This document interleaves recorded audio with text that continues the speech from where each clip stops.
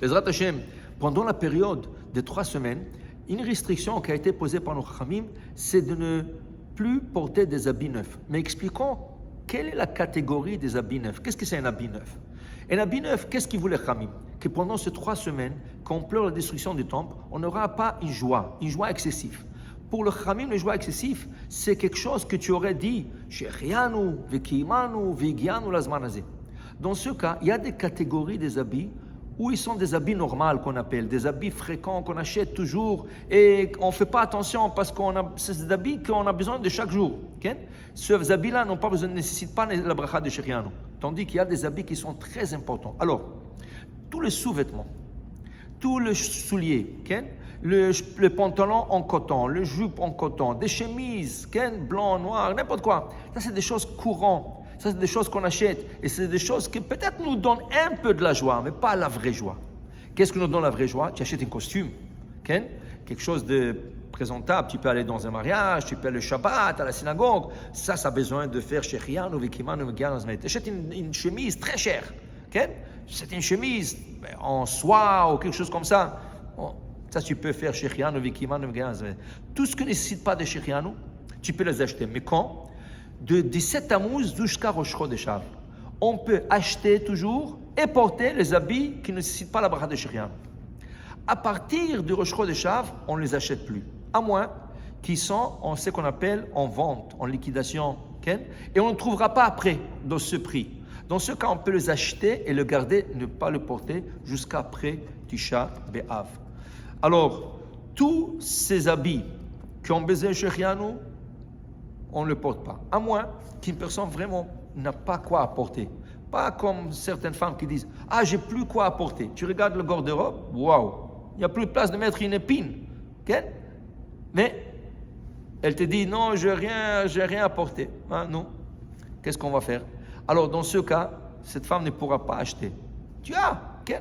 Mais vraiment quelqu'un qui n'a pas toutes ses chemises, je ne sais pas, il a perdu sa valise, il était en voyage, il a perdu sa valise, il peut acheter et il peut le porter même après Tisha B'Av parce qu'il n'a pas, okay?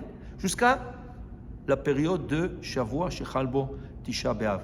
Après, il y aura une autre restriction qu'on ne pourra même pas porter des habits dégraissés. Mais on va parler de ça dans une autre vidéo. Alors, pour vous dire les habits, le Shechian. Une autre chose qu'on essaie de ne pas faire Shechian, c'est les fruits, c'est le nouveau fruit. Alors, il y a des fruits de saison qui ont fait Shechianu, Vekimanu, Vegianu, Lazmanazé. Okay? Même si on les a mangés, mais on les a mangés parce qu'il y avait d'importation de ces fruits, mais ce n'était pas la saison. Mais là, la vraie saison est sortie et le fruit est là. La Gemara dit, celui qui voit un nouveau fruit, il ne le mange pas et il ne loue pas Hachem pour ce fruit, Atid l'Iten et Adin. Il va payer le jugement. Pourquoi? Parce qu'Hachem a mis ce fruit dans le monde pour que tu puisses le louer. Dans ce cas, il y a un nouveau fruit. Si on peut éviter ce fruit jusqu'après Tisha B'Av et l'acheter après Tisha B'Av et faire Shechianu comme il se doit, c'est ça qu'il faut faire. Mais si c'est un fruit de saison de 2 semaines, 1 semaine et demie, et après on ne trouvera plus sur le marché, dans ce cas, on peut l'acheter et même faire la Shechianu le Shabbat. Comme on a expliqué déjà, Shabbat est au-delà du deuil, alors il n'y a pas de deuil pendant le Shabbat. Tu pourras faire les Shechianu, Vekimanu, Vegianu sur ce fruit pendant le Shabbat. Okay? Alors, si tu trouves un type de fruit comme ça, tu essaies de l'éviter. Mais si tu ne veux pas l'éviter parce que la saison va passer, dans ce cas, tu feras les Shechianu après.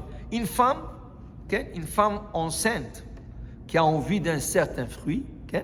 Et ce fruit a besoin de faire la bracha de Shechianu, bon, dans ce cas, on lui donnera. Alors on lui dira, est-ce que tu peux attendre jusqu'au le Shabbat?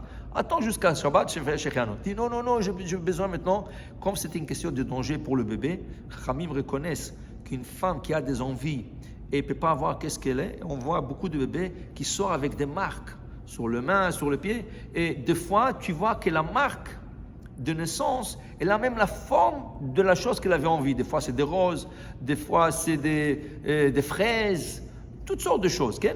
Alors, la femme qui a envie, oui, on lui donnera.